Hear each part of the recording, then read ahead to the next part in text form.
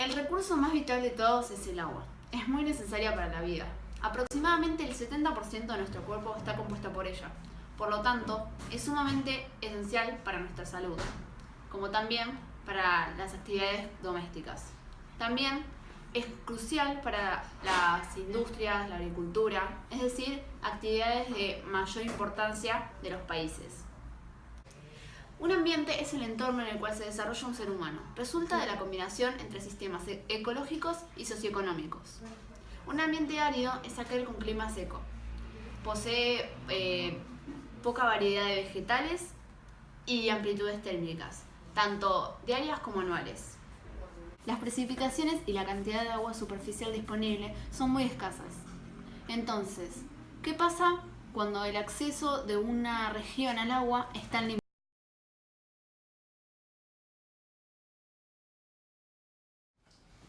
El Medio Oriente y el norte de África son de las regiones más secas del mundo.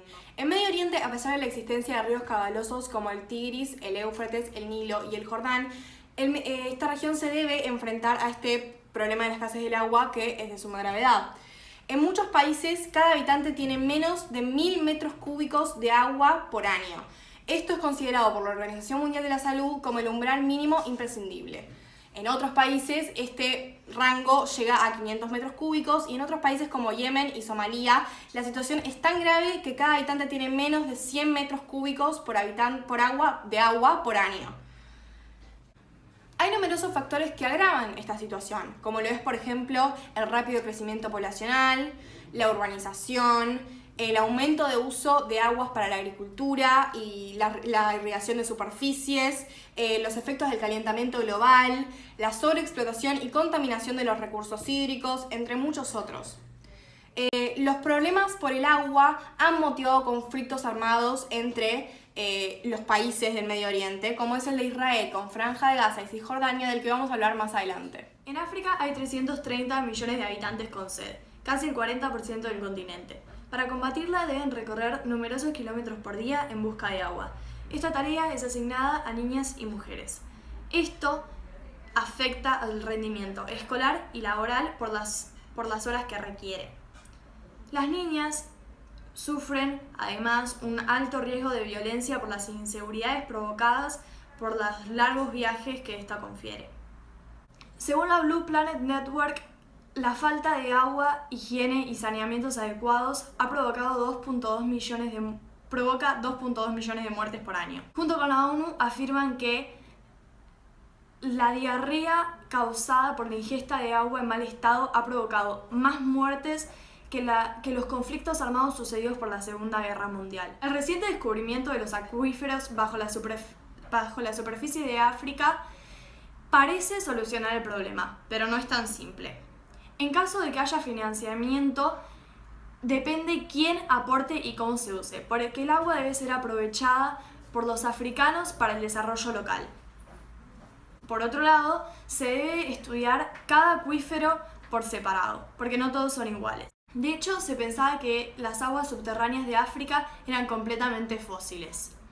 Gracias a descubrimientos recientes, nos enteramos que gran parte de ellos se van realimentando cada año. En el periodo de 2003 a 2010, los acuíferos aumentaban 1,4 kilómetros cúbicos, es decir, el 40% de las extracciones anuales realizadas. Esto significa que los aportes no compensan las extracciones, pero la existencia de aportes permite plantearse una gestión sostenible de los acuíferos. Aunque se reabastecen, los acuíferos no deben ser sobreexplotados. Desde 1960 aumenta cada vez más la extracción, pues la demanda es ascendente. Se necesita agua para industrias, agricultura, turismo y uso doméstico. La extracción anual de 1960, por ejemplo, fue de 0,5 kilómetros cúbicos y la extracción anual de 2010 fue 2,65 kilómetros cúbicos. Ha disminuido considerablemente la presión de agua en las capas subterráneas. Por esta razón, Aunque los acuíferos presenten una posible solución de los problemas que tiene África por el agua, no deben ser explotados en grandes cantidades. Investigadores afirman que en algunos acuíferos está garantizada la reposición del agua. Entonces, si se excavan pozos con bombas manuales, hay pocas posibilidades de que los acuíferos se sequen. De todas maneras, si la explotación fuese excesiva, podría darse el colapso en algunas regiones. Como también se podría remover la humedad que sostiene a la tierra.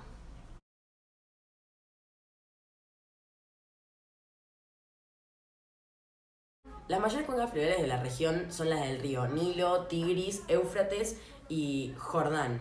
Este último es de vital importancia para los países de Israel y Jordania. Utilizan un 15% más de lo que deberían usar, y Siria. El principal afluente del país de Jordania es el río Yarmuk. En 1964, Israel comienza a trasladar aguas del mar de Galilea, cuyo principal afluente es el río Jordán. Para ese mismo año, Siria y Jordania comienzan a construir distintas infraestructuras para trasladar aguas del río Yarmuk.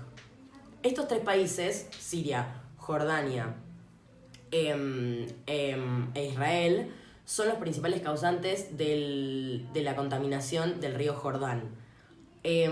Desvían más del 98% del total de sus aguas, y día a día vierten litros y litros de aguas residuales dentro de este. Israel es el que más utiliza estas aguas, es el que utiliza un 46% del total. Ahora, para entender mejor el conflicto de Israel, primero aprendamos la historia de su territorio. Estas tierras en la cuenca del Mediterráneo han sido anexadas a lo largo de la historia a los grandes imperios de la humanidad. Por ejemplo, en el siglo II después de Cristo, un emperador romano nombró estas tierras Palestina, pero ya habitaban en ellas judíos, y había habido una gran migración de judíos cuando huyeron estos de Egipto. A lo largo de la historia han convivido tanto árabes como judíos en estas tierras, ya que por creencia religiosa ambos creen que estas tierras les pertenecen y las consideran sus tierras sagradas. Han construido sus edificaciones sagradas y demás. Ahora, saltemos un poco en la historia y vayamos a la Segunda Guerra Mundial. A raíz de esta, muchos judíos europeos, huyendo del nazismo, se exiliaron a Israel, donde ya habitaban tanto árabes como judíos. Esto motivó conflictos y desacuerdos entre las etnias, lo cual quedó en manos de las Naciones Unidas. La ONU en 1947 planteó un plan de división del territorio entre dos estados, el Estado palestino y el Estado de Israel. Esto fue aceptado por los judíos, quienes declararon su independencia en 1948, pero no por los árabes. Entonces, en el 1948, los árabes le declararon la guerra a Israel, y luego en 1949 Israel ganó la guerra expandiendo su territorio. Luego de negociaciones se decidió que la península del Sinaí sería devuelta a Egipto y que los altos del Golán se los quedaría a Israel, junto con muchos otros territorios que antes solían pertenecer a Palestina.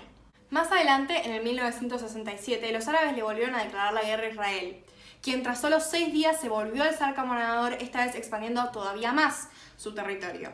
Esta expansión de todos modos fue considerada nula por la ONU, es decir, no la aceptaron. En el 1973, en octubre de 1973, en el día sagrado de los judíos, es decir, la festividad de Yom Kippur, y en el mes sagrado de los musulmanes, el mes de Ramadán, la coalición árabe formada por Siria y Egipto atacó Israel. La guerra duró desde el 6 de octubre de 1963 hasta el 25 de octubre. El objetivo de esta guerra era para Siria recuperar los altos del Golán y para Egipto la península del Sinaí. Ambos territorios habían sido perdidos ante Israel en la Guerra de los 6 días en 1967. La guerra terminó con un cese al fuego impuesto por la ONU. Pero volvamos un poco al tema del agua. Israel, para abastecerse de agua, controla los afluentes del río Jordán y los recursos hídricos provenientes de los acuíferos subterráneos localizados en la Franja de Gaza, los Altos del Golán y Cisjordania. Hablemos un poco de estos territorios. La Franja de Gaza es un territorio palestino gobernado por una organización palestina islámica desde 2007, aunque antes estaba gobernado por la Autoridad Nacional Palestina. Se separó oficialmente de Israel en el 2005, había estado anexado ilegalmente desde la Guerra de los 6 días en 1967, pero la mayoría de los gobiernos nacionales, las Naciones Unidas y organismos de derechos humanos internacionales siguen considerando que la Franja de Gaza es parte de Israel, porque Israel le impone muchísimas restricciones a la Franja de Gaza que hacen parecer que la Franja de Gaza siga perteneciendo a Israel. Después, Cisjordania. Es un territorio que iba a formar parte del Estado palestino allá por el 1947 con el plan de la ONU, pero como el Estado palestino nunca se formó del todo, estuvo gobernado por un tiempo por Jordania y recientemente en el 1995 se decidió que Cisjordania estaría dividido entre Israel y la Autoridad Nacional Palestina. Al día de hoy, el 62% del territorio de Cisjordania se encuentra bajo total dominio militar israelí y el dominio palestino se encuentra fragmentado. Por último, los Altos del Golán. Son un territorio de 1.800 kilómetros cuadrados, de los cuales 1.200 están bajo total dominio militar israelí. Fueron conquistados por Israel en el 1967 en la Guerra de los 6 días y anexados a su unidad administrativa en el 1981. Sin embargo, la ONU consideró esto nulo y no lo aceptó. Al día de hoy, ninguno de los gobiernos nacionales consideran que los Altos del Golán sean parte de Israel. La ONU considera que los Altos del Golán son territorio ocupado, Israel lo considera como territorio en disputa y Siria piensa que los Altos del Golán pertenecen a la unidad administrativa de la provincia siria de Quneitra. En la actualidad, Israel extrae un 85% de agua de los acuíferos de Cisjordania. El agua proveniente de ahí es solo un 25% de la totalidad del agua que extrae Israel. También tiene en su poder uno de los acuíferos más importantes, el occidental, desde 1967. Los Altos del Golán proveen un 80% de sus aguas a Israel y solo el 20% restante a los palestinos. En la Franja de Gaza la situación es de suma gravedad, porque, por un lado, estos acuíferos están siendo sobreexplotados, además de que la falta de tratamiento de las aguas fecales y la cercanía con el mar Mediterráneo contribuyen a la contaminación de este. Entonces, el 90% de las aguas no son viables.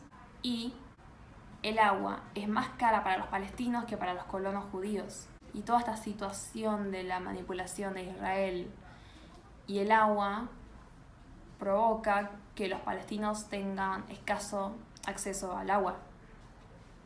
Y es más, la poca agua que consiguen no es potable. Además, un estudio revela que en la Franja de Gaza el 90% del agua al que pueden tener acceso está contaminada. Se han realizado negociaciones por el agua. Israel propone la construcción de 2 nuevas plantas desalinizadoras que serían financiadas por la comunidad internacional, gestionadas por los israelíes, y las aguas serían compradas por los palestinos. Palestina contrapropone que esas plantas sean construidas y aprovechadas por los israelíes y que los palestinos propios puedan aprovechar los acuíferos de sus territorios. Esto fue rechazado por Israel. Los palestinos no se niegan a que Israel intervenga en sus acuíferos, pero sí reclaman un acuerdo y rechazan la explotación indiscriminada y a su conveniencia por parte de Israel. Los israelíes argumentan que como son ellos los que invierten en los acuíferos, esas aguas les pertenecen. Y que son ellos quienes le ceden a los palestinos las aguas a cambio del dinero que ellos les den.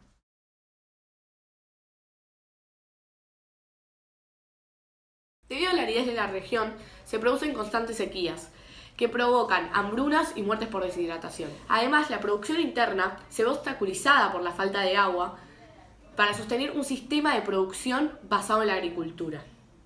Es por esto que los estados se ven obligados a importar la mayoría de los consumos básicos, aumentando así la deuda externa y frenando todo el escaso desarrollo social y político. La escasez y el consumo de agua contaminada provocan graves problemáticas dentro de la salud pública, como lo es la mortalidad infantil, las enfermedades causadas por la falta de higiene, como son las diarreas y las cóleras, e incluso la expansión del virus del VIH. Por otro lado, provoca inestabilidad social y violencia dentro de la región, debido a que los pozos de agua se encuentran lejos de los poblados más pobres Y las grandes infraestructuras están centradas en unos pocos centros urbanos. Esto provoca desplazamientos o migraciones en busca de la disponibilidad de agua, lo cual provoca distintos conflictos entre habitantes de las zonas. Según la ONU, se estima que aproximadamente 258 millones de africanos y africanas no tienen acceso a agua potable. Estos son un par de casos de algunos países africanos que sufren esta problemática, como el ejemplo de Ghana, un país que depende enteramente del río Volta, o también el ejemplo de Malí, uno de los países más pobres del mundo, quien depende íntegramente del río Níger para alimentación, transporte y consumo de agua. Actualmente se encuentra altamente contaminado y es por eso que se dice que el país está en riesgo de contraer una catástrofe ambiental. Otro ejemplo es el de Nigeria, que de 130 millones de habitantes, la mitad no tiene acceso a agua potable. También el caso del río Zambeze, que en el 2000 provocó distintas inundaciones y distintos desastres naturales, y casi provoca una guerra entre Mozambique y Zimbabue. Por último, el caso del lago Chad, que en el 1960 se le presentó un proyecto para poder satisfacer de agua a distintas zonas del lago. Pero este proyecto fracasó y actualmente se pierden 2 metros aproximadamente de agua anualmente por causas de evaporación. Y sus ríos afluentes, el Chari y el Logone, se redujo su caudal a la mitad. Esto fue producto del mal manejo de los humanos sobre este lago. También es común en África la privatización del agua favorecida por organismos internacionales como el FMI y el Banco Mundial.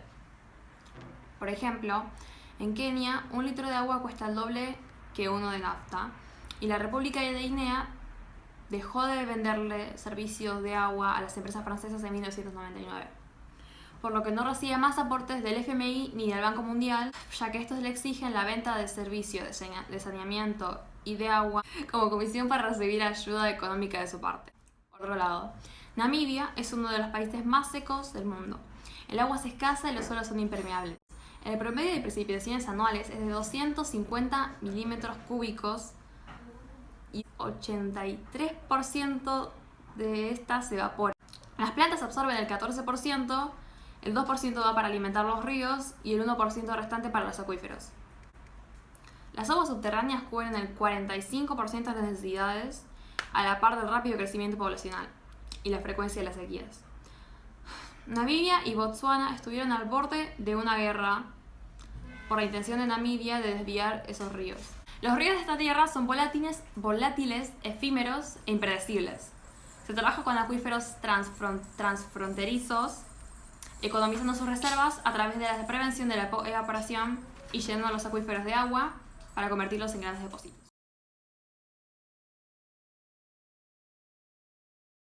Esta es nuestra misión en Veolia. En muchos lugares no hay suficiente agua fresca para atender la demanda. Cada día producimos agua potable en las plantas desaladoras de agua de mar para el suministro a las industrias, a los municipios y a sus ciudadanos. Las plantas de desalación híbridas, combinando la desalación térmica por destilación con la desalación con membranas de ósmosis inversa, ofrecen una de las tecnologías más eficientes. Así es como lo hacemos. Captamos el agua de mar a cientos de metros de la orilla. Unas rejillas evitan la entrada de los objetos flotantes y la vida marina.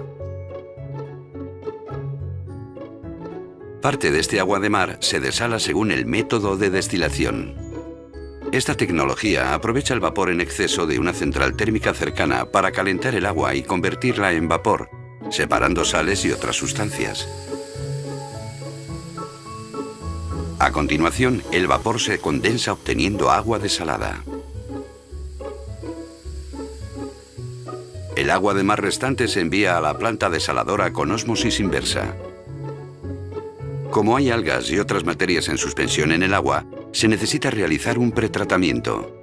Se añade un coagulante para unir estas partículas que suben a la superficie gracias a unas burbujas de aire y, a continuación, se eliminan del proceso. Tras esta etapa de clarificación, se filtra el agua con la ayuda de capas de arena y antracita que retienen las partículas de menor tamaño. Al finalizar esta filtración, el agua ya solo contiene sal. El agua se somete a una microfiltración y a continuación pasa al tratamiento por ósmosis inversa. Ejerciendo una alta presión, se impulsa el agua a las membranas semipermeables que retienen la sal del agua. El agua ya desalada se recoge en una tubería central de la membrana. Por cada 2 litros de agua salada se obtiene 1 litro de agua dulce y 1 litro de agua con una concentración de sal 2 veces mayor. Esta salmuera se devuelve al mar evitando la afección al medio natural. Al final del tratamiento añadimos sales minerales al agua para que sea apta para consumo humano. Analizamos la calidad del agua en cada etapa del tratamiento y la reajustamos si es necesario. La desalación híbrida permite dar acceso al agua dulce a las regiones que carecen de ella al mismo tiempo que se optimiza el uso de las energías disponibles. La desalinización es un proceso en el cual se le quita la sal al agua de mar. Esto se hace a través de plantas desalinizadoras, las cuales son instalaciones industriales destinadas para este proceso. En general, su fin es el de obtener agua potable. La desalinización también presenta distintos tipos de inconvenientes, como lo son su enorme costo, su gran utilización de la electricidad, la contaminación, producto de las sustancias contaminantes que resultan del proceso y residuos salinos. En Medio Oriente se dan diversos casos que llevan adelante la desalinización. Kuwait, por ejemplo, cuenta con 0,02 kilómetros cúbicos de fuentes renovables de agua. No posee ríos y del 75% del agua potable proviene de las plantas desalinizadoras. El país posee grandes reservas de petróleo.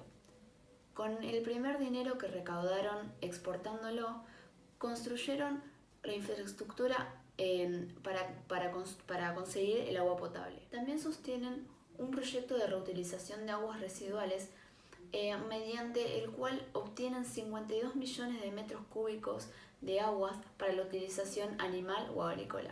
En Qatar se están construyendo en el momento 2 plantas desalinizadoras. Se lo ha adjudicado a la compañía española Acciona.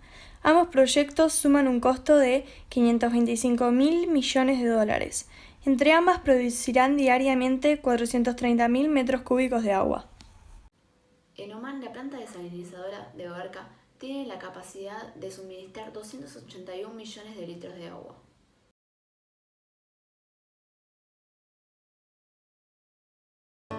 Alrededor del 60% del uso doméstico total en el país es producido por el proceso de desalinización.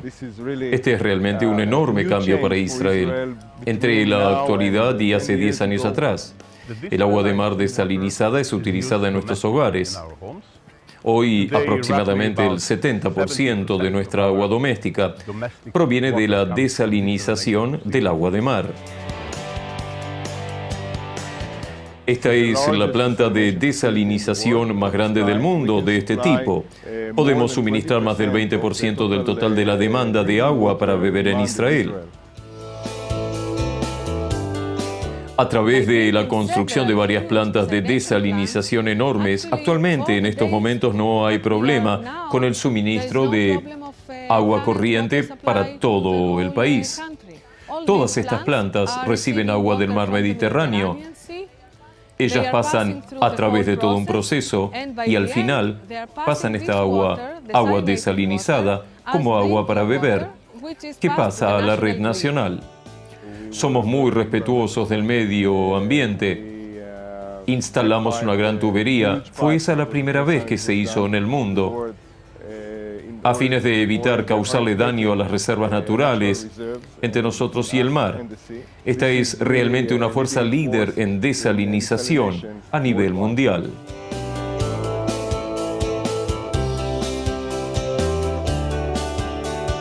Israel tiene 5 plantas desalinizadoras, las cuales abastecen al 75% de la población con agua desalinizada del Mediterráneo. El otro 25% el otro 25% de agua es obtenida gracias a los acuíferos de Cisjordania y Gaza. Además, posee la planta desalinizadora más grande del mundo, llamada Sorek. Fue construida en el 2011 y comenzó a operar en el 2013. Produce el 20% de la demanda de agua doméstica en Israel.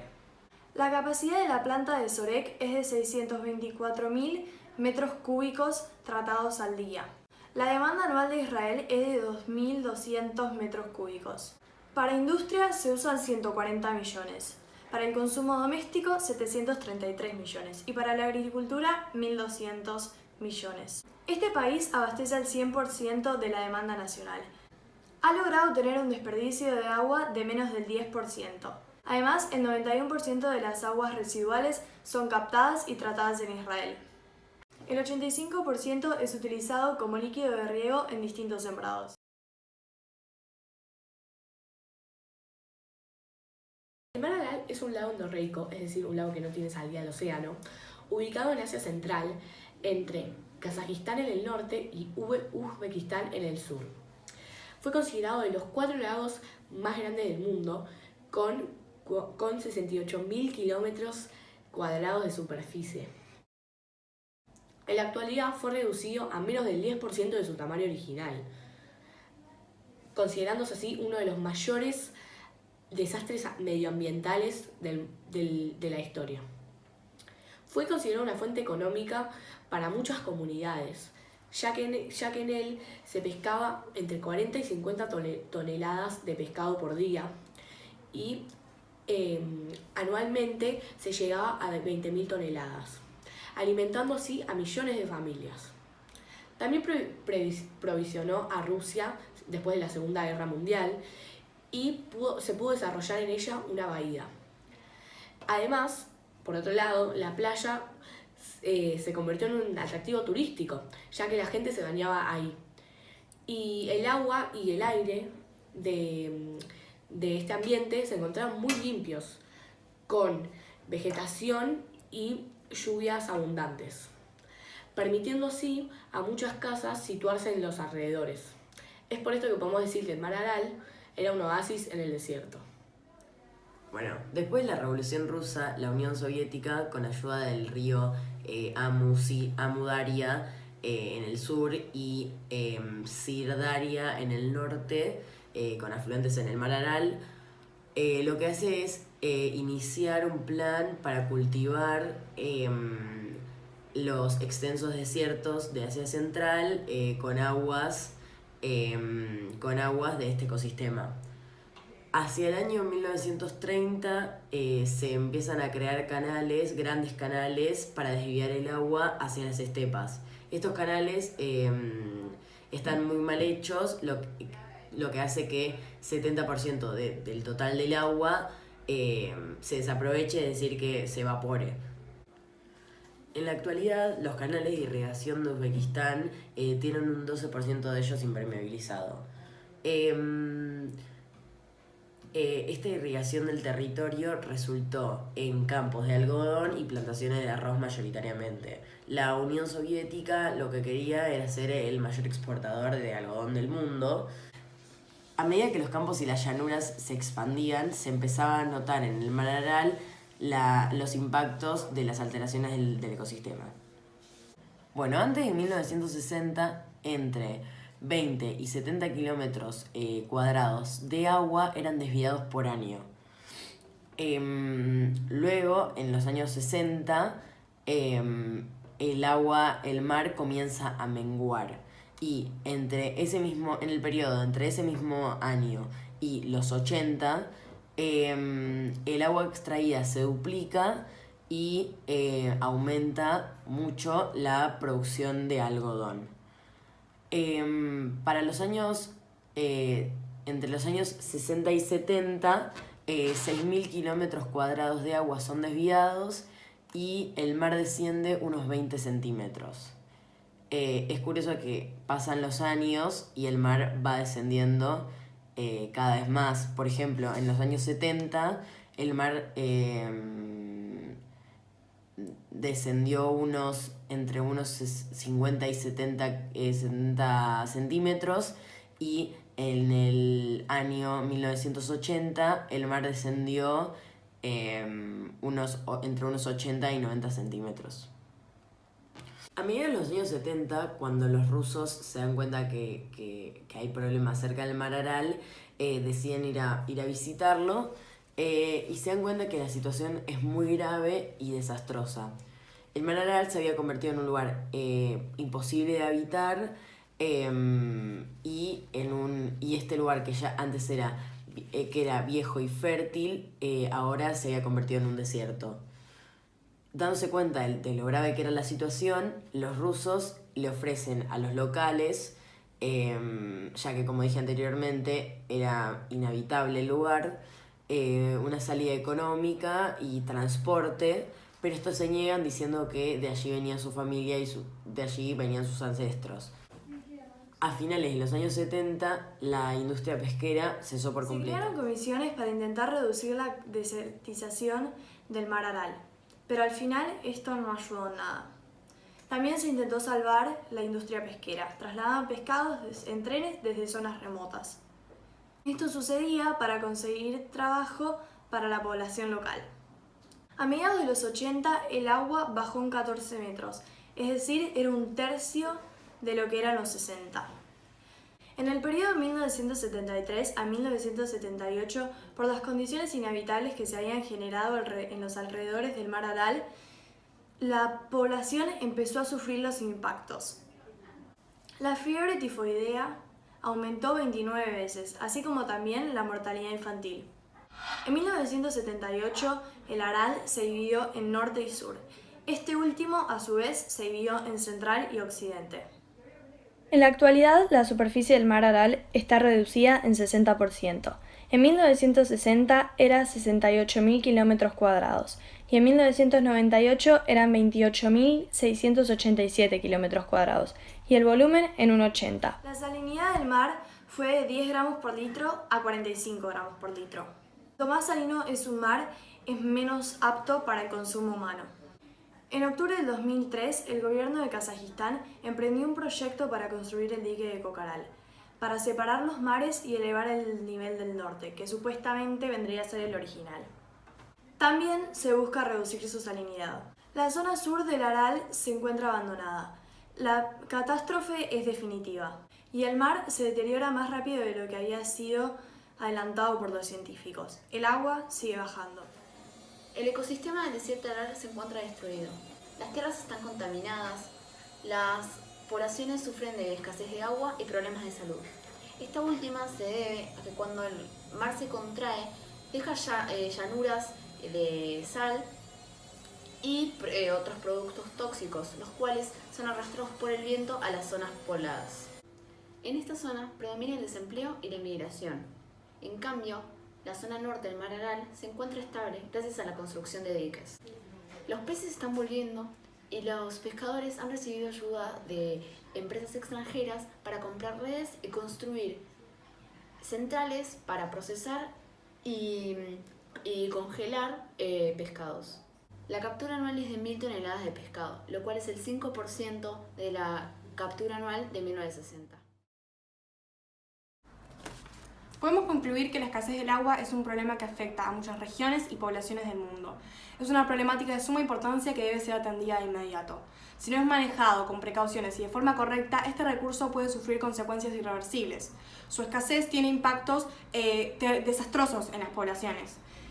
Afortunadamente hay muchos proyectos y emprendimientos que buscan solucionar el problema de la escasez del agua en distintos lugares del mundo, como por ejemplo las investigaciones de las aguas fósiles del Sahara, el plan de recuperación del mar Aral, la desalinización en Medio Oriente, entre muchos otros.